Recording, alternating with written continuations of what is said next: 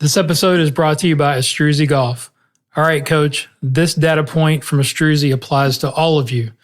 Golf facilities who offer lessons see a $2 increase in incremental spend per dollar of instruction. Keep listening to learn what I mean and how it applies to your coaching. I promise, it's pretty staggering. It's not what you know, it's what you can prove. You know how to cut to the core of me, Baxter. You're so wise. But like a miniature Buddha covered in hair. I want to become a guru so girls will like me. Then I will like myself. Now, before we do this, let's go over the ground rules. Rule number 1. No touching of the hair or face. Of course. And that's it! Now let's do this! Are you not entertained? Are you not entertained? Is this not why you are here? What's up, everybody, and welcome to another episode of the Golf Guru Show. I am your host, Jason Sutton, and I am the Guru. I'm also the Director of Instruction at the beautiful Colleton River Club in Bluffton, South Carolina, where it is my mission to break down high performers in the teaching and coaching business in all fields of study. Unpack and tease out what makes them great and successful, from daily habits, their continuous growth journey, to how they help and train their students. All I ask is make sure that you download this episode and past episodes of the Golf Guru Show and hit that purple subscribe button so you don't miss out on future shows that will be coming your way. I also ask that you share this podcast on social or with your friends, with other coaches and players that might benefit from the information. My guest on this episode is Dana Dahlquist. You can follow him on Instagram at Dana Dahlquist, Dahlquist. Most people know Dana if you're in the golf business or have been around golf. He is a very famous instructor, one of the best in the world. But if you don't, he is a Golf Magazine Top 100, Golf Digest Top 50, and ranked number 1 in California. This is the second time that Dana's been on the show, but it's been a while. It was actually 2019, which I couldn't believe. So you can also go back and find that archive, as it was one of the most downloaded episodes of the Golf Guru Show after you listen to this one, of course. And as a reminder, if you want to see the video version of the podcast, which you would definitely want to do on this one, because we really get into the mechanics and the biomechanics, go to my website, golfgurushow.com, or check it out on my YouTube channel. And you can kind of subscribe to both, which would be awesome.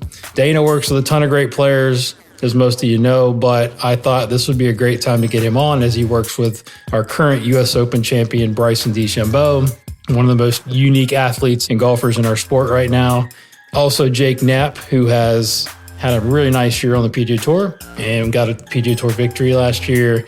So in this conversation, we go into detail of what it's like to work with Bryson and the specifics of what they have worked on in the last year to help him with his resurgence on the LIV Tour and his recent major win, as well as the details of his work with Jake Knapp and a few of his other students, which was really, really cool.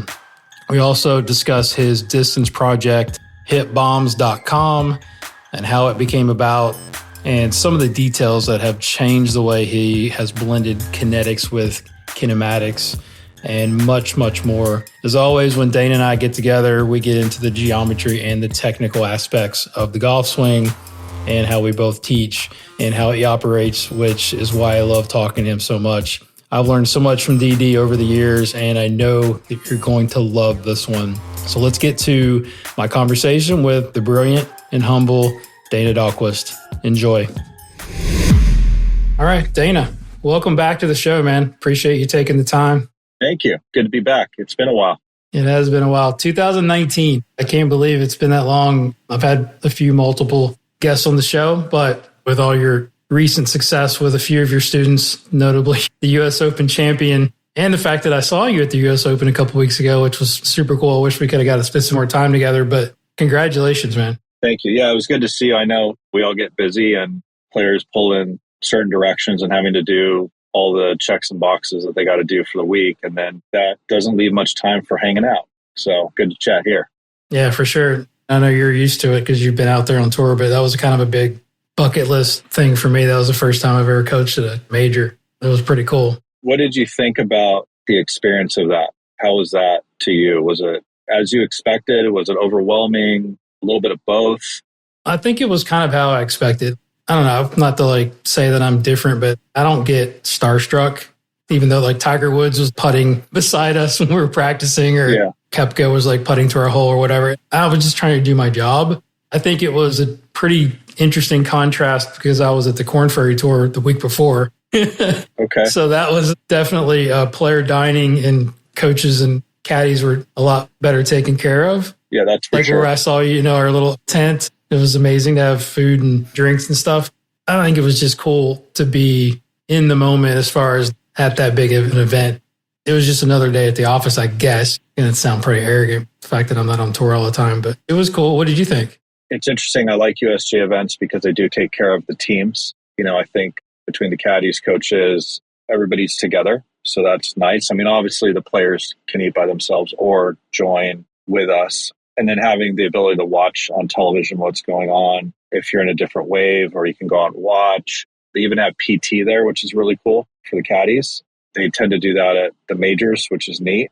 It's a full-on tournament, whereas I look at the Korn Ferry as kind of like the future time capsule of what a major is going to look like. Obviously, over time, you're going to see that evolution of the Korn Ferry elevate. I know you look at Brian, for example, who has been out playing for a while and has kind of come into his own, got to a major. I mean, he's going to be that more confident going back into a Korn Ferry event and then getting his tour card.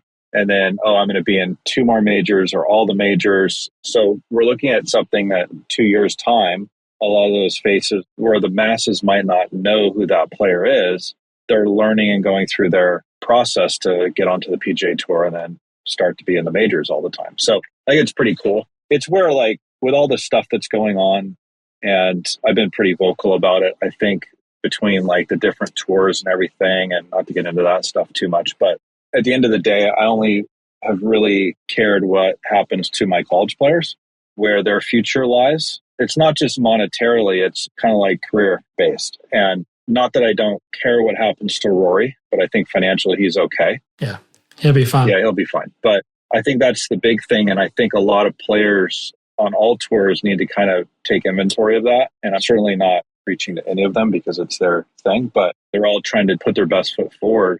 I think if they can kind of look where they were a couple of years ago, okay, what's best for the kids coming up? Because that's what's important. That's what I like about a lot of these majors where people can qualify, especially USGA events, because it brings a lot of new blood and new talent. And they get to play against the best players in the world if they play well, which is how golf is. I mean, we could go into a whole discussion on Live versus PGA Tour. It's I've got an interesting scenario where I've got some young guys coming up, and I've got an older guy that is trying to kind of hang on, right? He's not super happy about what's happening with the tour because he's kind of getting squeezed out and playing better than he's probably played in years, but not getting starts, right? It's there's both sides of it for sure. Have you traveled on the Live with Bryson? Yeah, I don't do that. I just do the majors. It's kind of hard because I have PGA Tour stuff, and then obviously Live, I'd never be home. And then I have a bunch of students at home. I'm spread pretty thin as far as where I can be and what I can do. The other token is Bryson is so good at monitoring what he's doing. We prep for the majors and then boom. I mean, he's been playing great even in the Live events and through last year and as of late. I was curious to know what's changed in your world in the last 5 years, right? I don't know how to really answer that. I wouldn't say too much. I think I really, and I don't want to dismiss the fact that I do like teaching pros, but I think the reality is I like just teaching in general. I really like my connection with the people at home that I work with or people that I don't know that come in, and I like to have a nice broad skill set. I also like my routine a lot. When I'm at home, I like to go to the gym. I mean, I have a gym at home, but I like going to the gym too. I think there's a thing about that. Wake up early, do your routine. It's just very, very, I guess you can say boring, but it's very familiar. So when you go on the road and there's a disruption in that, and you've been doing it for a long time, is that really what I want to do? And also on the same token of that, that's not the identity. My identity shouldn't be I'm a tour coach. I mean, I'm just a golf teacher. I don't want it to kind of slide in that direction. I think that's not mentally healthy on the back end, because once you kind of I don't want to sound terrible here, but have an ego that's like, oh, I'm this golf coach or whatever. I don't want to be that guy. So I want to be relatable to everybody and also have access. I think that's important. But in any event, I think what's pretty cool about, especially today, is like we all know each other. I've known you for, years now, at least a decade, I would say. So I get to see everybody kind of grow, which is kind of cool. Players they work with, and also like the evolution of teaching styles. And I call it kind of the coalescence of teaching styles. Like in the past, there was a lot of heated debates over a lot of stuff. Some stuff we've already talked about on previous podcasts. But all of that is in this pursuit of some level of perfection or some level of doing things better. And I think that's great. I think it's wonderful. But it's cool to see the implementation unfold with high-level players, such as yourself and others. To see that evolution take place is absolutely awesome. I think the future is bright because just like your podcast, which I listen to all the time, and other teachers who have been on your podcast or they do an interview, it's really cool to see them still have like the right spark in their eyes about what they're doing. That's what gives me a lot of hope for the game, in all honesty. That was actually my follow-up was, how do you think we're doing as an industry? And then like, what can we do better? I wanted to read something. This is interesting because I just had a rainy day today and got to do a little bit more reconnaissance before our talk. And I listened back to our podcast because it's kind of like it's time capsule, right? This stuff's going to be cool. Like when we're in the other side of the big divot, people are going to be able to listen to like how we got the other side of the big divot. Yeah. So it's like, we're going to have this forever, right? So this was something you said in my last podcast was when I was in my 20s and I was that guy that wanted to be correct, it was more excitement to be that innovative individual. Like I had a really cool computer. I wanted to show everybody how it works. If I step back now, a lot of things that I thought were important and hold true and more nonchalant, like, yeah, that kind of matters. But as long as we're doing this, and I might be aloof, but my delivery is a lot easier. And I could relate to that because it's like the older we get, I think we sort of soften a little bit and maybe harden in others as far as our delivery to our students. How do you feel like you've changed in that way? I wouldn't say I've changed too much. Obviously, I'm not looking at myself like cut a year off and then look back. I just don't do that. It's just a progressionary thing. But I would say that I see it through the eyes of who I talk to. Good example would be if I have somebody that I don't know that comes in for a lesson, they go, well, I'm nervous. And I'm like, well, why are you nervous? They go, well, because whatever. And they go, well, don't be nervous. I'm just a range rat. I just teach golf. Let's be real here. There's been some of that, but it's like, come on, I'm just a human being. But also to your point, as far as tech and knowledge base and everything else, I think I can't take specifics out of that, like what has really changed. I think a really cool conversation would be where I think things might be going. Because one thing that's pretty interesting, and I know it made some headlines, was like sports box. Yeah, and I want to talk about that. So yeah, continue. Like that's at the back end of the question is like, how can we do better? And I think we got that question probably 4 or 5 years ago. Like when I'm on the other side of the podcast is like, what do you see coming? My answer was like AI. It's going to happen, right? Continue with what you think.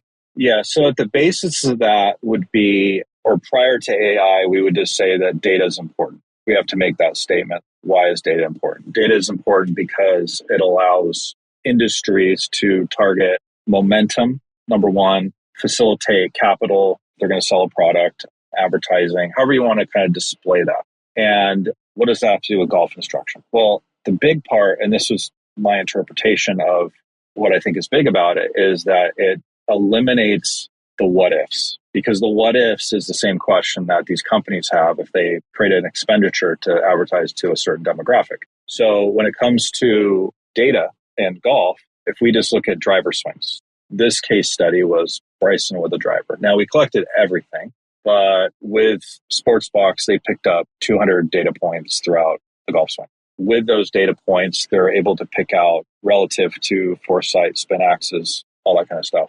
Trends, things that are trends and the things that are outliers, and then things that are correlations.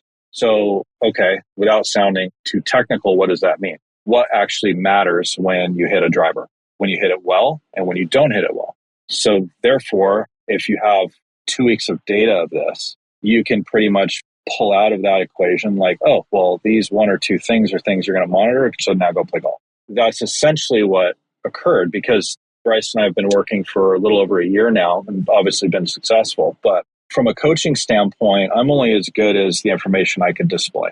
So I could try my best to be positive, try my best to be a good coach and all that. But a good coach is one that's going to deliver, and this is just in one subsect, authentic, truthful communication on the subject matter, and maybe change the communication style so the subject matter actually is influential.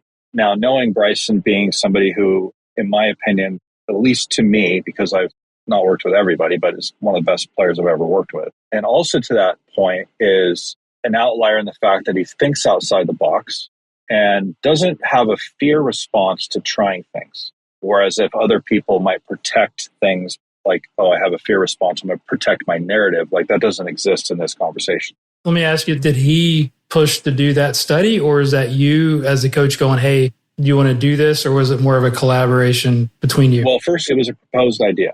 Proposed idea was, what if I was able to get this data of your ball flight, which he has the foresight, we call it the research model. So it's a heavy duty $70,000 model that tracks everything. Oh, wow. Didn't even know that existed. Yeah, it exists. And that does data itself above and beyond what a normal one would do. And then on top of that, the correlation of, let's just say that, and in Bryson's particular, it was sway gap would be one of them, which is like where the center of gravities are of the upper lower hub. So what's the correlation between the spin axis of the ball and that? It wasn't just specifically looking at that. It was just get all the data and let the data do the work on it. So instead of my anecdotal experience of giving a bunch of lessons and saying, well, my research shows left side bend at 45 degrees is better than 44.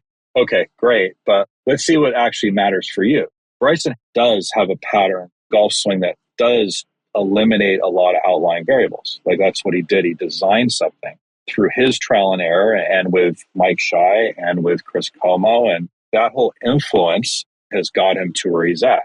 And in my view, and this is just my view, this is what I presented to Sportsbox and to Foresight. Said, look, you guys have this ability now. I mean, they brought it to my attention a couple months ago. But I said, look, what if we did this as our experiment?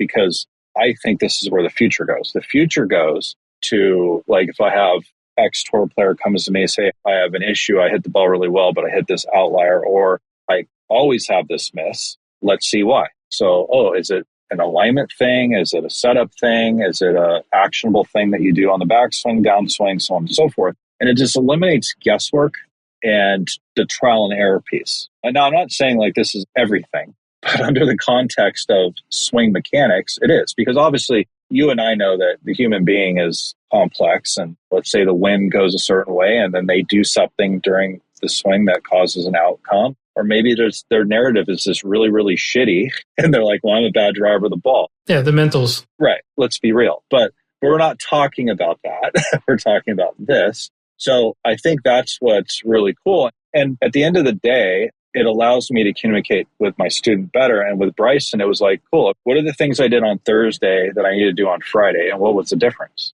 And outwardly so, like it allowed him to play more free. And it was obviously a confidence boost knowing that, I exactly know what's going on, which is great. Can you share those details? Like that was the thing I want to really get into is I got a whole script of when you first met. I guess we can start there. It was like, how did that happen? And then what was he looking to get from you, right? I mean, like the goal. And then how did that progress? Just like the swing stuff. What does he do? That research sounds super interesting, but like, what does he tend to get into tendency wise? I know a bit, he's on social media so much now that we kind of know his pattern, but I mean, get into the details if you would.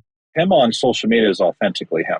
So the thoughts and processes that he goes through on social media there's no sway in that. That's actually how he is, which is good for people to see because that's what I would deal with. And to be fair, I try not to be too intrusive. I try to let him come to me with questions or whatever, because I figure he's always in a great spot anyway, because he's unbelievably good at golf. But that being said, when we met was just before the PGA. I mean, we met years ago. Yeah. But like when you first officially started working together. So that was before the PGA of last year. And it was actually related more around starting to bridge the gap between forces and torques of the body relative to mechanics. Because my belief is that those things overlay. In our industry, and I know you've seen it, there's particular arguments around them, like this doesn't matter, or this does matter, or It's just lunacy, in my opinion, because they should coalesce. If I want to measure force, I'm going to do it on a plate. And the complement is seeing the joint reaction or the action of the joint causing the force to change. I don't see what the problem is. But then the semantics is where the problem lies, because I guess people want to own the vocabulary like we're scientists or something, but whatever. It's like, in reality, let's rock, paper, scissors and see what happens, right? But that's kind of where we started. It was kind of like learning to overlay those things and communicate to a point where I know the golf machine background that he has, as far as probably not to the level that the Mike Shies, the Lee Dietrichs, the actual machine guys, but because I have a Mac O'Grady background, there's plenty of that in there. So when we talk about particular correlations between, let's say, the wrist angles and the terminology and all that kind of stuff, it's like that's used on a daily basis anyway. And then throw the forces on top of that and relate it to your pattern. So that's kind of where we started. Then we had that built, and then over time, it was a good year. And then what really kind of clicked, and this is not my doing, this is completely Bryson's doing. He got into around, I mean, it was happening before, but US Open of last year was talk about the driver and the tech, because he's felt for a long time that's a big piece. And I can't really dive too much into that, but it has to do with bulge and roll of the face and gear effect and stuff like that. And that would be something that maybe Jeff Flagg, who's at Crank, could get into. But he has done a lot of research on that and a lot of testing on his own on that. And then conversely, right before Augusta, he implemented the irons for the same principle. Obviously, between that time, 2 live wins, put the irons into play, almost won Augusta. So hopefully Augusta members are listening to this. We'll allow him to use a foresight on the green. He would have won. I heard about that. Graham told me like no devices even on the putting green. Yeah, and here we are. So I think for me, it's not like we're adding to his system. We're kind of making the system less manageable as far as outward management and more inward manageable. Like that's what I want. I mean, I'd wish all my players, if I said something and they got it, that'd be wonderful. But I'm not a hypnotist, so probably not happening. That's kind of the quick story on that. But we want to get into the mechanics of the stuff. You're skipping way over, like, what is he doing? Because it's interesting. And you can, I'm sure, voice an opinion on his personality. I think that's the cool thing I think about his social media stuff is the way he prepares is not as mechanical as people think. It's like he's so sort of feel-based, but it's sort of wrapped around the information I think that you guys have worked on, which I think is why he's great. I mean, that's why he's different. Talk about him as a player. So you may be wondering, what does incremental spending even mean? Great question. Incremental spending means additional spending, or in this case, revenue received by the course, which is more than the baseline. So let's break this down and apply it to your coaching business. If a golf facility offers lessons, they will see an incremental increase of $2 per dollar spent supporting or investing in golf instruction at the course, which means if a course invests $50,000 to support or grow their instruction services, the course will capture $100,000 in additional revenue directly from your initial $50,000 investment in golf instruction. Sure, it seems to me like investing in golf coaches is one of the safest business decisions they can make. So coaches, I ask, how can you use this newfound perspective to build more revenue or more value or more leverage into your business? To close out, I think you know by now, I'm a big fan of Astruzi and what they're doing to protect and increase the value we offer to our players and courses. A bunch of you already created an account, and I appreciate that. The download link is in the show notes, or head to astruzi.com where you can create an account. And don't forget to add that asterisk to your last name so they know the guru sent you. The person that you're working with, you know, the individual, the athlete. Now, if you could share kind of what you guys have worked on in the last year, you know, some of the swing mechanics stuff, that would be cool if you're willing to share that. Yeah. So I think the first iteration would be kind of organizing out his template as far as, you know, what he does as far as his golf swing in the, let's say, the structure of his arms, his pivot, kind of like his overall geometry, and specifically kind of making sure that, like, the big one is kind of lead arm. Lead arm is kind of a fickle one because if it goes too much into internal rotation on the lead arm at address, it kind of blocks range. And then that tends to move when the body, and it's kind of a complex conversation, but when the body, let's have it. well, if the kinetic chain of how the body's unloading isn't firing correctly, that's the first thing that goes. So we're talking about from the into the takeaway backswing, or are we talking about on the downswing? On so the like downswing. Okay. Yeah, so like at address, if things start to fire together too much and the swing direction starts to get too zero, then this arm starts to, at address, start to go more and more this way. And that's just effectively to line the face up. So, and then things get to zero, and then he starts to hit balls left. And then once that would occur, then he would start to influence more right bend to get the start line right. So, and that's kind of like the first puzzle. And, you know, from that point, the only other thing that was ever really discussed is like matching, you know, the right, you know, I would say just the right kinetics to his geometry. So in the earlier stint of last year, like we brought Scott Lynn in, you know, looked at, you know, his pattern as far as how he produces force.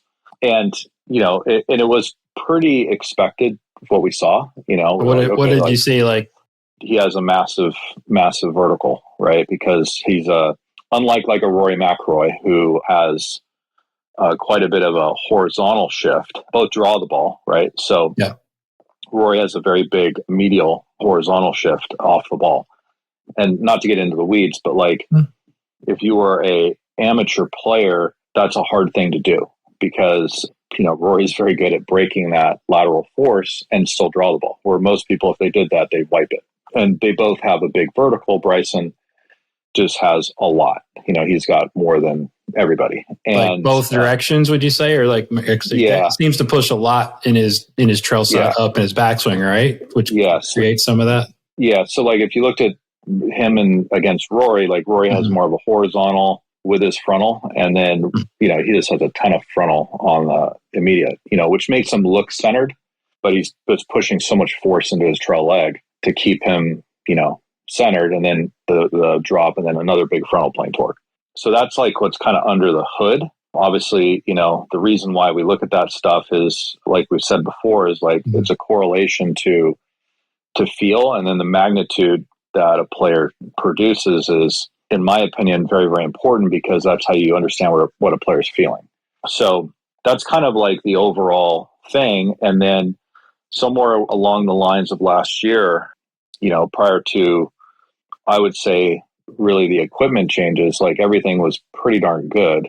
And then it was like, okay, well, how do you hone this all in? And so on that end, it turns into like, obviously the equipment, you know, matching the equipment to the what about like, I want to know a little bit about how you change, like, how do you get him back into shallowing the club, or what? Like, it sounds, because it's interesting to hear him talk about it, how he feels like he kind of pulls down with the club, you know, in transition, which I think is a good thing. A lot of teachers out there would say, "Oh no, that doesn't happen. The force has to go. Something has to move the club downward in order for that club to shallow." Correct. So, like, how do you organize that? Like, because that's what kind of what I wanted to know is like, what happens when he gets off, right? Probably gets maybe a little bit out. Like you said, gets too zeroed out when he's hitting at his best. What are his path numbers, and how do you sort of what do you guys work on to say, okay, let's get back to this feel? Yeah. So for his pattern, and I think like this, it's a worthy conversation where okay, if we backtrack and we'll get to your question here, but like, so is there an active shallowing of the club? Well, you know, we could argue that separation, of having the right separation, is going to help influence that. That's one checkpoint, you know, not getting too open too early. Right. But then also on the other extent, like there are other patterns where you have players that, you know, you look like a Gordon Sargent type pattern, who hyper rotation, hyper side bend, you know, some interesting stuff with the arms and the levers without going down that rabbit hole, who would have less than maybe a Bryson would have. It doesn't mean that they're not applying that force. They are. It's just not to the same magnitude. So as far as a feel, you know, without actually pulling down on the handle, I think it kind of goes back to the fact of like Bryson loads his body and his trail arm and his lead arm and has the wrist conditions to allow a player to actually actively do that. Okay. And I think that's the big thing for a lot of people to understand, because like if you're super narrow, and let's just say super narrow at the top, just check that box. For you to actively do something, you're probably going to have improper wrist conditions, arm conditions in order to hit out on it and do what he does. So, and that's just like, I'm putting that little caveat in front of this. But now as it pertains to him, because he has wrist angles that are not over deviating, by design, and because of his grip style, right? I mean, yeah. So he's eliminated a factor there, right? So, or reduced it, not eliminated, it's reduced it. And so in any event, so when he goes up and he goes down and left somewhere around, he starts doing it around P3 to 3.5, somewhere in there, as he's finishing his windup. Then he does have this feel that he can start to rotate this arm and lower it, right? So he actually actively has rotation in the arm and lowers it. Now, the lead arm. So the lead arm. Audio listeners get it. Everybody's going to have to get the video version on this one as well, which is going to be good. Yeah. So like the lead arm just basically rotating. It's happening through the rotation through the humerus. Gotcha. And then obviously then it goes into the supination and the lead wrist. So, but most of that range of motion is through that lead arm. So, and because of his grip type, he doesn't have any ills of it ever going left. So, which is part of the design of it. And so, that's kind of the deal. And what's interesting is because of the amount of reactionary down that he produces, and that he didn't move too far to the right? He put a lot of force to the right, but it's pushing it back. Yeah. Then the reactionary force is a lot of frontal, which the cartwheel. Allows him to draw the ball every time. So does the top of the swing, like, because he's a little crossed up, does that definitely help the timing of the center of mass of the club shallow with his pattern? Yeah, and being that he does it not through the lead wrist, increasing extension, that's helpful as well, right? It's more his right shoulder, right? Adducting and then there you go. Like this. Yeah. There you go. So, which is actually the same as Jake Knapp, just different wrist angles. We're gonna get to Jake. Okay, that's cool. So So that's what's interesting with the big hitters is the big hitters, they do that, and I'll just kind of jump ahead a little bit if you don't mind. But no, that's fine. This is one of the issues with depth, right? Like trying to get depth. That's a sticky one, and I get a lot of amateur players that are kind of either they don't have enough depth or they have too much depth. And when I say too much depth, like, can that happen? Of course, like it can. But you're artificially pivoting and moving the hands in. And if that lead arm gets across the chest too early, then you have an adduction issue, right? And then you fake the turn and it's going to affect your tilts. And then a lot of those players that do that start spinning open too early. And then you lost everything. Yeah. Well, I was going to ask you because, we talked 4 or 5 years ago, and I know you're, stack and tilt background from 100 years ago where, they would want that lead arm in sooner, right? Hand path in. You seem to have gone definitely more of what I call it sort of a straight line hand path early and then get depth with the pivot. Correct. Is that what we're talking about? Yeah. Yeah. Now, so yes. So on that point, and this is an interesting one because here's where, I think this would be a good roundtable discussion maybe with Andy, because I would assume if Andy was in this conversation, and I'm going to kind of be him for a minute, that let's just assume that we have a driver, and I'm going to go off, the O'Grady terms that the lead arm is in 40 degrees with a driver at P3. Okay. Like, am I doing that by this at 3, or am I doing it with the trunk rotation? So I'm going to assume that it's going to be done more with a trunk rotation. So the average golfer, if they're thinking of just depth, they're probably doing it with their arm. And I think the ideal situation, and I think we would come to this conclusion, that it would be done with the trunk rotation and then the arm would load from that point, right? That's kind of how I would. So it's more of a blend of both, would you say? Yeah. I think it's interesting because I teach. I mean, my members are mostly older demographic, which we have trouble getting the pelvis to move. I've had a lot of success with actually getting their hands in sooner. Sure. Right. To get that depth. Yeah. I mean, not letting the right arm suck behind them. I still want length in the right arm, but that's just a whole nother animal of like the player in front of you. Right. But it seems like with your, cause I was going through your Instagram, like there's a lot of similarities to the way the takeaways look very, very similar with the direction that the hands are moving. Yeah. So like continue. maybe at P2 across the board, the butt end of the club or midpoint hands might be like 2 inches in from where they started, but they wouldn't be 4. Right. Right. Yeah. As soon as that starts to occur, we run into some challenges with the pivot later, potentially. And that's where a lot of players get, I mean, you said it, trail arm issues like overflexion, trail elbow gets behind the body too early. Now, the argument would be like, well, look at Scotty Scheffler. He does it, but Scotty also shifts it out and then, does whatever he's doing on the downswing. We can't really get into all of that, but he does stuff to line it back up. But I think if we were just looking at like a model, and which I think you can do that, I have no problem with that, or models, there's a spectrum to that needs to be kind of respected a little bit. So in long hitter patterns, you tend to see even Rory, like Rory's hands get thrown more out down the line. Yeah, and then kind of pivots and drops it back. Yeah. So, and can the average human being do that? Well, I don't know. Not all of them. Maybe my guys can't. Yeah. So is that the width piece that you enjoy?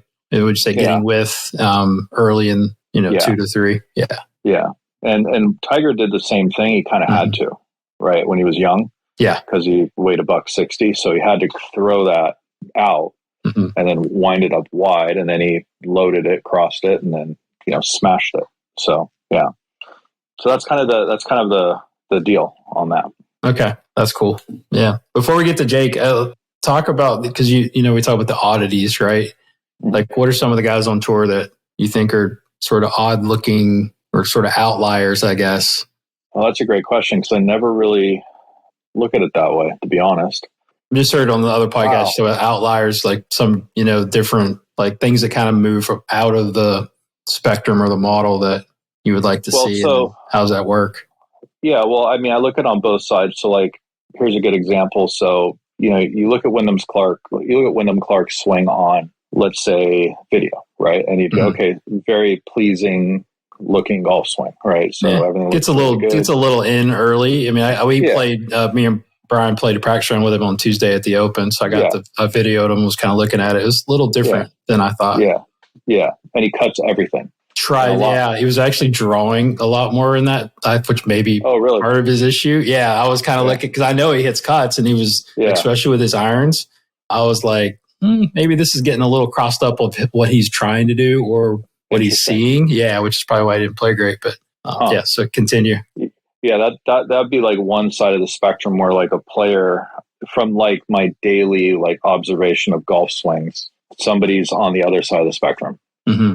Not many times do I get a guy that would like, I'm going to cut it like that much based off a pattern that looks pretty in line. Like you look at it and you go, okay, like if he's just hitting balls and you weren't watching the golf ball, you go, he's going to hit it pretty straight. Yeah. And then you watch him set up and hit and you're like, well, that's a fade and pretty big. So that's like one side of it. And then it's interesting, like on the other side of the spectrum, like I highly respect like Sanjay M's game. It's very sneaky, a lot of left bend, hits it very, very online, doesn't smash it because his pattern doesn't allow it, but, very, very, very, very straight. I mean, just kind of scary straight.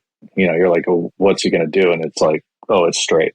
I don't see a lot of guys. Pretty neutral. That. Everything looks pretty neutral for what he does. And you're like, you expect it to curve somewhere and you're like, well, that ball's not even being touched by anything. So, yeah, I mean, I think across the board, you just see a lot of those things out there where, guys play different ball flights. Some guys hit it a lot harder than you really would think, I like Denny McCarthy's action is pretty good. Yeah. It's gotten a lot better. I know he works with Brian. he's made a massive change in the last 3 years where, he's always been a great putter, but he's kind of snuck into being a good ball striker. Looks like he's trying to hit it a little farther. I was just watching him. Yeah. He's playing good again this week, but man, he can make a lot of birdies. That guy's unbelievable. Yeah. And he's a good dude too. So don't let that go to your head. Don't let that go to your head, Denny. But so I think every guy out there, you kind of look at some of their patterns and you go, okay, I can kind of see how that works. I think at the end of the day, it's like I said before, it's you can tell at major championship venues like who the guys are you're going to see at the end of the week, and that's kind of the next, phase of some of these younger guys coming up where they kind of get elected. I mean, I mentioned Gordon Sargent, and a kid with a lot of speed, pleasing looking golf swing, kind of checks all the boxes. So the thing that's next to kind of witness is he going to be capable of holding the mantle? And if that's the case, then he'll be dominant and he'll win majors.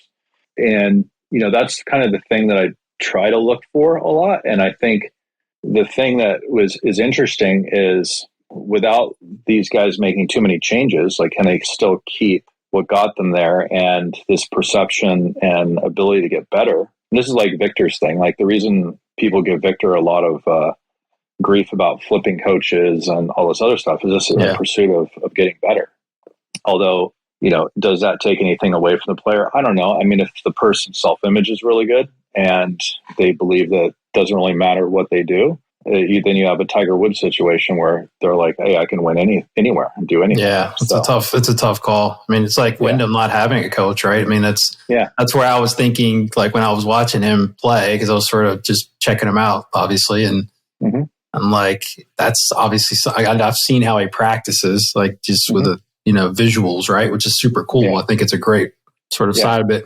Is if a coach was in his ear going, let's stop trying to work it both ways. It's like, let's go ahead and stick with that, with what we know that, I call it the falling out of bed pattern of, what are you going to hit under pressure? And let's stop trying to work balls into left pins or whatever. And who knows? I don't know. I'm just completely guessing, but hey, I mean, and that goes back to the Victor thing. Cause like Victor hits a fade every single time and only wants to cut it. And, when he came out on tour, he was second in driving and first in approach. I mean, it's hard to beat that. And you're only hitting it one way, and then he, obviously wanted to hit it further and went to Jeff and then goes to Joe and, and just, it's this pursuit piece. And I think having no fear in doing that is a good thing. But then like, if it's not working, go somewhere else, it's got to make it easier. Like that's why I dig the way Bryson approaches it. Cause I'm a big kind of one way guy. And even though I got guys that want to work it and, you got to kind of adhere to the player, obviously, but he's just trying to perfect one shot. I mean, it's like, I think that's, a good recipe to kind of build on, right? I mean, obviously, I'm sure he had to cut it. He could do it. You always say, you need the information, right? Yeah. We can do a couple of those. Like my guy, Will McGirt, like he just wants to draw it. I love that. Yeah. Like that's kind of the same thing as if we get zeroed out, then we're going to struggle because the ball didn't curve enough. So it's like, those are the guys that are, I think, and not that they can't work it the other way, but I just think it's such a good way to. I think the perception is that if you took any tour player and said, hey, cut it around a tree or a drawer, I mean, they're going to do it. Like Bryson can cut a ball if he wants. Of course. Like on the range, generally after a range session, the last drive or three, he'll hit a cut just to do it. And then he'll toe one and heel one and then tee it. That's the other cool thing is like the task oriented training that he does. Yeah. Did you give him that, or is that just something like he seems to be like it's such like a kid like environment? He's always done that. Right. It's like I saw him on a YouTube thing where he was just talking about how he warms up or how he practices. Like, I just hit one on the toe, hit one on the heel. Feel like it's such a great way to train, especially sweet spot control. Yeah, and especially like now his driver that he has and his irons, they allow him to do it with even more control. Mm-hmm. That's the cool part. So like the gearing effect is like it matches up to his speed. Yeah, he's going to change the game as far as equipment goes. If he continues to play well. Definitely heading that way for sure. Yeah, definitely. Awesome. Well, I appreciate you sharing that. That's really, really good. So talk about your guy, Jake Knapp. He's obviously come up the last couple of years and done well. He's good friends with my guy, Brian Campbell. So we talked to him a little bit at the Open. Seems like a really, really nice kid and obviously super talented. Talk a little bit about your guys' process and what you're working with him? As of this year, I mean, there's a little bit of me allowing him to kind of get into the groove of being on tour. So we haven't had this, like he has a stats guy, and we're kind of figuring out, like, we need, in my viewpoint, it's just me. I don't like looking at a guy in a range and go, oh, you have this problem going on. I just think I might have done that 10 years ago. I might have done it 5 years ago. It could have been even 2 years ago, but I'm just not going to do that anymore. I'm going to look at a big picture of like a quarter or half a year and then see what really happens, because I don't want to come from it from an emotional standpoint, specifically like a lot of players say, oh, I'm not hitting it good. And in reality, like, no, you're just aiming bad or something. Like, we could pick anything and say that it's good or bad. But so with Jake, it's been like, okay, let's get as much data of tournament play and see what shows up on the other end. So like one of the things that's interesting is like, I mean, obviously he's got endless speed. So is it better for him to hit a low cut out there with his driver at 185 ball speed, or is it better for him to go at 195 with full send? Yeah. You know, and then how does that metrically, play? And then doesn't mean every shot has to be bombed, but okay, maybe 2 more bombs relative to whatever. And it kind of sets you up to gain strokes. It looked like he kind of went to that sort of squeeze fade a lot when he won, but he was really struggling with the 2-wayer. Yeah. Right. Yeah. I'm sure you guys learned a lot from that. Yeah. So that's the other issue is you start getting those metrics where, he's inherently a draw player. Oh, really? So, okay. Yeah. So if you just left him alone, he'd just start drawing balls. Well, the problem is he starts aiming more and more and then just starts hitting slingers. So that was kind of the conversation going into like the Torrey Pines and the called the Bob Hope, but the American Express. Yeah. That was kind of like, how do we get that closer to less of a big draw? And then how do you like hit like a hold fade? And how do you, for him, hit down on it means hit level and then hit a low shot. and then when he got to Torrey, it kind of fit him where he could just send it more and hit it one way. And then New Mexico is kind of, wide open. So he hit a lot of, bombs. But then when you start hitting some of the lower cuts, you start pulling it. Yeah. And that's one of the inherent issues. So was that more like a sequencing deal for him? Like where the body and the arms got a little bit out of order? Yeah. So I think for him on that stage, that was the first thing. Then the next item that I'm he doesn't even know this yet. So Jake, if you watch, congratulations. But the next one's on kind of the approach. So breaking the approach down into like 3 different segments. I already know his 125 to 140 and less, somewhere in there is pretty good. And then we have kind of mid-range, and then we have, the approach from, 225, let's just say. Mm-hmm. Kind of seeing where that kind of falls in, and then, how his strokes gained is around that. Because obviously short par 4s, he's going to have a lot more, flip wedges in there. And then par 5s, the conversion rate should be pretty high.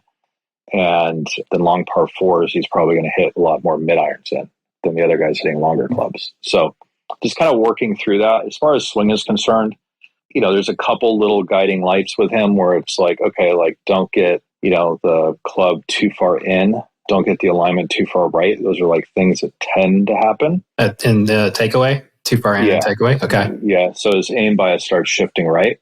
And then he starts obviously backing up and swinging more out on it. So like those little things.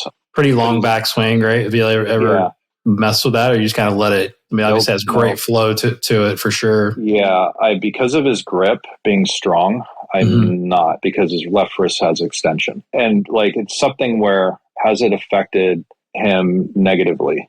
And I haven't really seen that. I think it's gained more. I mean, like he was number 1 in driving, like I can't remember which tournament, a couple rounds where like for 2 rounds he was number 1 in driving. So I'm like, okay, like if you take that away just because you want to hit a 100-yard wedge better, not a good idea. And like Fred Couples, same thing. Like he did okay. He's got a green jacket in the closet, so I think he's doing okay.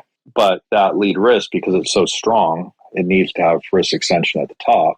I just figure if we get that thing wider and go in that direction, which is prevalent on tour, I would say with a lot of players, but downstream, that means you have to change the grip at address, and then you have to do all these things that are just But is that just vanity from a teacher standpoint? Yeah, it is, because what got him there and got him to win his first year. I mean, I think 99% of the tour would take that. Absolutely. Yeah. So that's kind of my thought on that. But yeah, I think the big thing I think with Jake to kind of understand is that this from now going forward, like he needs to realize like he's a perfect contender for majors. Like you couldn't ask for a better contender. Somebody hits it far, has a good putting stroke, and is a good driver of the ball. Like if you just good driver, good putter, you're gonna be fine. Like just practice hitting shots into greens, and you're gonna ring the bell. Does he have a putting coach, or is he just kind of on his own? No, so he still has Johnny Ortega, which is kind of like his coach. I met him at the Open. Yeah, I didn't know what part of his team. Yeah, so he's been his coach since childhood. And so like my piece in it is just basically kind of like some technical swing stuff, TrackMan and that. But overall... Shout out to John because he listens to the show. He told me. Yeah, that was really cool. He's a great guy. Yeah. And so, yeah, I mean, like, I think with him, like with Jake and his whole group, it's like, he has a long-standing career when his mindset, keeps growing. Like that's the big piece with him. It's like, okay, yeah, I belong out here. I'm good enough. I'm like, we've done practice rounds with other players, and you're like, well, like you're way better than that guy. Like he has no idea. Like the eye test. Yeah, it's pretty. He's clear. Definitely got that. So yeah, I think it's going to be a bright future for him, and that's probably one of my only real jobs is just to enforce that.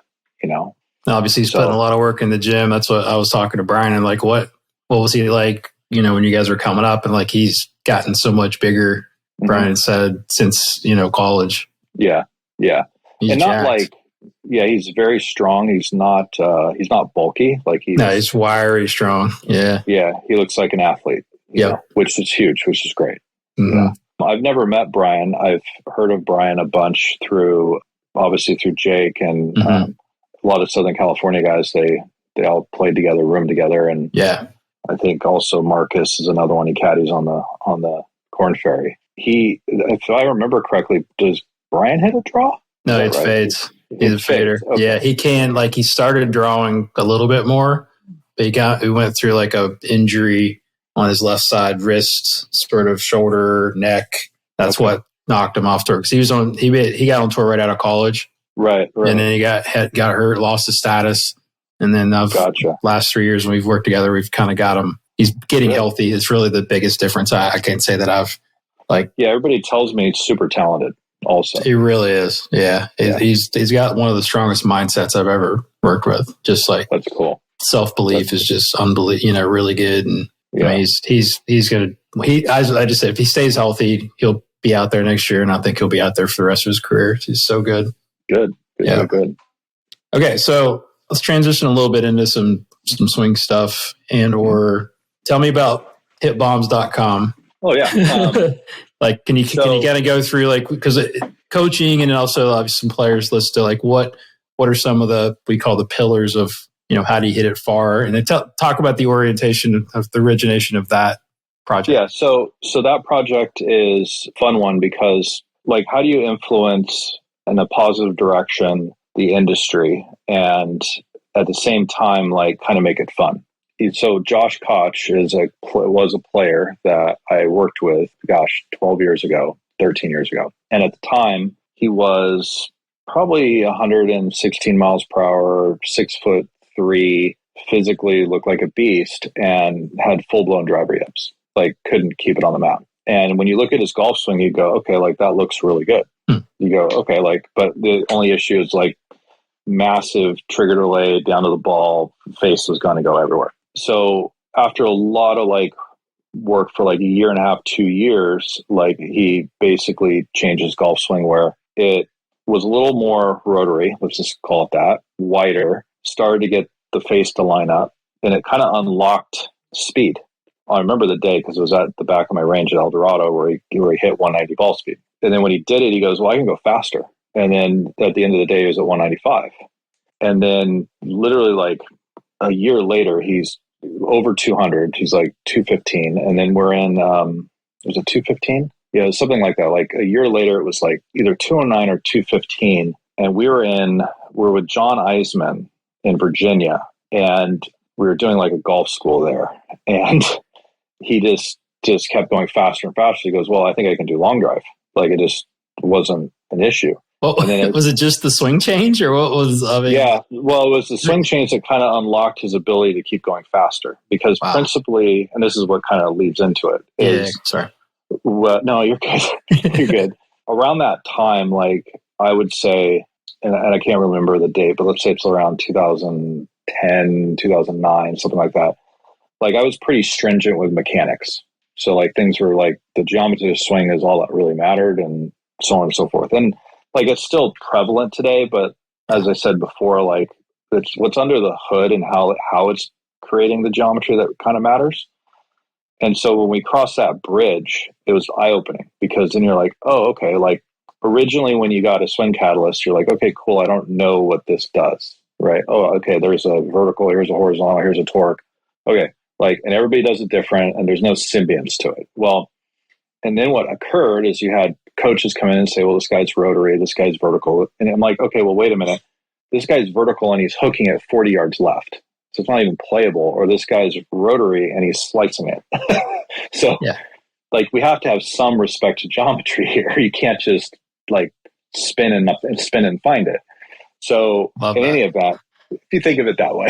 No, I'm I'm on the same page. Yeah, so, that's great. Yeah, so, like, what really occurred was, and this is, you know, fully Josh's doing, is like he just ramped up those things, which were like his kinetics, essentially. Because one of the things that we realized is like, okay, like, you're being super centered to the point where you took everything out of you. Now you have to add it in. So when you start adding in motion and then adding more of it and more of it, so let's just say from 1 to 2, getting as much force to the right as you can bear, speed that sucker up, but be able to break it, like being able to break that force. Well, in 2D, it didn't look that different. Well, it did, because he moved 2 inches more right, but in theory, like, it didn't look that different. With like his pelvis, or like the whole COG of everything. Yeah. Okay. Yeah. Okay. So kind of like an Aberg looking like what he does, right? Correct. Yeah. But a lot faster. Right. So, and then being able to put that through the system allowed him obviously to keep doing that and ramping it. And then getting more into how the body's loading. So the body's actually creating a load to do this. And when I say load, it doesn't mean like I'm lifting something, but like it's winding and then changing direction, and then allowing the system to lengthen and do that. So effectively, at some junction in there, we go, well, why don't we teach people how to do this? You know, because like, you did it. And what's interesting is we can talk about both sides. Like, we can talk about the geometry side of things, and then we can talk about the speed. And obviously this is weighted more to the speed, but it allows people not to go down the wrong road, you know, because if you just grasp for one aspect, which is like, I'm going to increase my horizontal force. Okay, fine. Well, if you do that, you just threw yourself into a wall 6 feet to the right of you, right? That's not effective, and you can't find the bottom, and you can't play.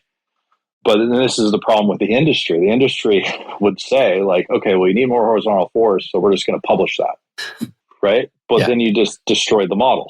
So, and that's a valid argument too. But so in any event, so that's kind of where this all kind of stemmed from. And, you know, now we have, you know, Martin Borgmeyer involved. We have like all these other long drive guys that are involved with it. And it's a lot of fun. And I think it helps kind of bridge the gap between the speed community and the golfing community. I think like, okay, like clubhead speed and long drive is kind of like a nuanced subsect of golf. It might not even be considered to most golfers as golf, but like that's a huge influence to golf.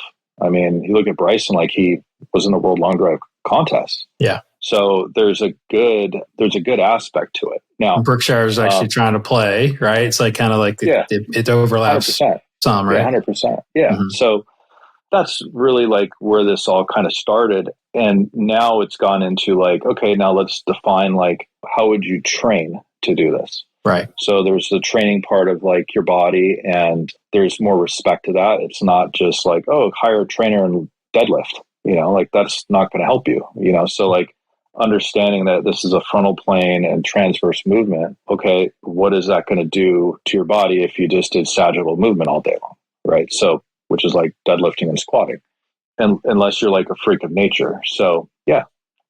No specifics? What are you going to get into? Like what? Like, well, I know it's it's a broad subject. I didn't know if you had some of the details of like how, what do you? I mean, there's got to be some cause and effect of, like you said, the three forces. Yeah. And like, so how like, do you put them together for that particular player? But yeah, I got smart to move now. Like it's like I'm going through that sort of. If you were to influence, let's say, if you just looked at every player, you're like, okay, I want you to get. We have 4 phases in hit bombs. So let's just talk about the first phase. So like Perfect. The first phase is like after you get the setup stuff taken care of. It's how do we create movement in phase 1? Okay, so the setup is static, and then phase 1 is like actually learning to move side to side, right? So developing the right trigger, understanding that, okay, the fastest players have some attributes. Every fast player has an upload. Okay, so that'd be 1. Some players upload immediately, some players upload a little later, but there has to be an upload. So that, it's like, talk about that trigger piece, because I think that's important. Like when we're looking at force plates, is we know the swing starts before the club moves, right? And how much we've seen most players start with the forward pressure, forward foot. Like how do you teach that, or how do you monitor that? Yeah. So, and this is like something I do daily. So like I had a kid yesterday who, has a really nice looking golf swing. And the first thing he did is his hands moved immediately. And then he overloaded his wrist. He went into too much left bend. And then because he was in too much left bend, overloaded his wrist, he went up from 3 to 4. So he started going up like really late. And then on the downswing, he can't do anything. So then he just pulls down on his arms because he doesn't have time to go down with his body. Right. I'm looking at that going, okay, well, let me show you what this looks like, explain it. Okay, well, the first thing you have to do is realize that all this stuff up here is being conditioned by what's happening here. So at phase 1, it would be understanding how to move the medial lateral force from lead to trail and let the center mass try to follow it, right? Now, it doesn't mean move the center mass to the right. It means let it try to follow it and then learn how to make it go faster and then break it. So it might mean that with a 7-iron, you've moved an inch right of center. Like it doesn't mean you move 4. Now, Justin James does. Okay. He's pretty good at creating speed, but we're talking about golf right here. So, So how did you train that with that kid? Like were some like any drills or just tell him, or what did you do? Yeah. So I explained it to him and then I said, look, here's and I had him kind of learn to shift. And then because he was going to left bend too much and he was hinging too much, I think his left bend was at like 52 degrees. So it was way too much. So I said, look, you're going to feel at 42. You're going to take 10 degrees out so you can maybe get to 45, 44. What are you measuring that with? What are you? It's like sports box. Yeah. Okay. That's fast. Okay. Yeah. And I think that's why I do it is like, I can say, hey, you got too much, too little. Like it's a really quick, I don't have to argue with you. That's the big one.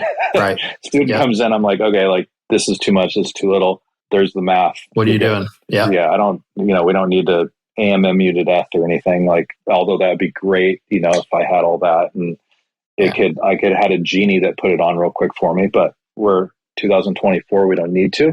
But yeah, I just said, here's 42 degrees. And then because he shifted from left to right, it allowed him to throw the club back kind of down the line feeling and widen out his wrist angles.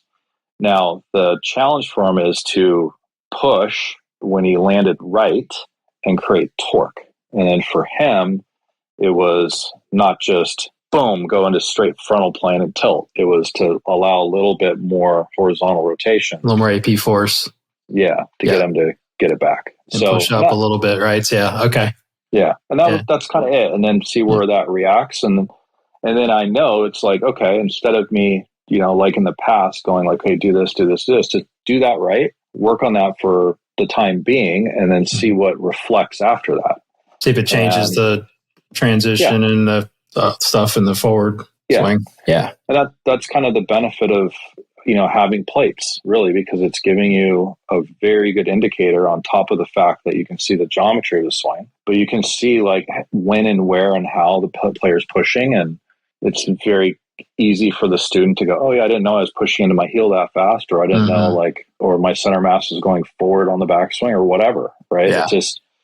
It's a good indicator. I actually had one player who, Jeffrey Kang, which this was a really interesting one. Like he works with a bunch of people. So like, but you know, I kind of work with him on and off for years, and he's got a aesthetically pleasing golf swing. And then for some reason, a couple of years ago, I saw it on TV and it was really short. I go, that never looks like that on my range. Like it's always to the top. Mm-hmm. You know, he can swing 127 if he wants. And then I saw his swing. I go, that'll never make it to 127. That's like 112. So, but what it was interesting is like when he gets into competition, he would get short. I'm like, okay, well, let's try to figure out why. And it ends up is he lets out on the gas on the right foot. I have gas plates. So like he would go to P2, start to turn, and then he'd stop pushing on his right foot. So he would actually just kind of turn his body and try to make it look a certain way. Mm-hmm. But he would stop, he'd let out on the gas, he would stop pushing down through the right, which would lengthen them out. And it was like, oh, okay, well, that's where that's coming from. So like do that in your routine, and then all of a sudden his swing got long. Gotcha. So I think that's another good, like, instead of saying your swing is short, which is darn obvious, and his right leg still extended when it was short. It wasn't like it was a right leg visual. It was how he was pushing. Interesting. Yeah. So, do you have a building now? Or are you still out just on the range? On the range, yeah. So I have like with the plates. With the plates, yeah. So nice. I have like actually in my office right here. I have the thing it sets in. I have the plates here, and then I have a thing underneath that I set everything so it doesn't move, and it's firm. So yeah. Cool. Yeah.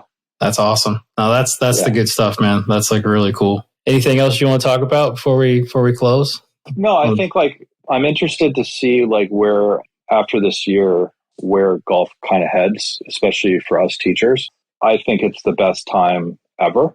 I think it's number one. I think a lot of people respectfully share ideas and information out there more than ever. And I think the other side of the coin is like, how do we create better athletes? I think that's the next kind of phase with everything. It's like, how do we condition them to become, I think the pool also of golfers has gotten a lot bigger too.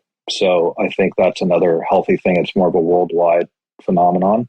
The more, the better. I just think, and I know it's different where I live, where we've actually lost golf courses, even during COVID, which is kind of wild. Everybody's mind's blown about that because it's California, and California, it's a little, everything needs to be a house or an apartment complex. So whereas everybody else, they're building golf courses. But I think overall, I think the future of our side of the industry is looking pretty good. I don't know what the new thing is going to be as far as like measuring, because we have, AI is hot right now. And, I think, I'd be curious to see where things go. Yeah. I mean, I know they're talking about measuring the force on the grip, but I mean, it could be useful. But I mean, again, I think we sort of know what's going on, right? I mean, we can. Yeah, I think so. Decent. I think we have enough to measure, I think, to definitely help players. I think going back to your point, it's like having that team around your athlete is huge, right? It's like, do you know Dr. Mike Kay? I know. It's in Scottsdale. Yeah. He's the guy that my son just graduated and just turned pro and started working with him. And he's made just massive changes in his body. Nice. Not lifting, but just changing the physiology of what's going to help him with his golf swing and what we're working on. So it's a nice synergy that we have going. And I've also got him with Brian a little bit. He'll do some FaceTime stuff with us when he was having his injury issue, and he gave him some exercises and stuff. But it's great to have a guy like that. It's going to look at it from a different lens than we do, right? From a physical side. And then it's nice to, put that together. So I think that's really, that's the athlete part. It's like, obviously you can be born and, there's this part of, your development where, you do gymnastics and you play other sports, and that you are now an athlete. But like, if your thing is golf, like, how do you do that? Like, how do you develop that? And I think obviously take the genetics out a little bit. Like, I think you can still look at it from a different lens. This is just me observing. It's like, okay, well, that person there can be a good athlete because of the behavior in the gym is more of an athlete. You're doing more athletic things instead of just lifting something heavy. Right. And, that's not my space, but it's just my opinion. But yeah, I think that might be part of the future of it too, for sure. Yeah, for sure. And there's a lot of good guys out there, but I think they're getting better at sort of respecting our lane. And then I think the communication, between the two is pretty massive. So yeah, absolutely. Awesome, man.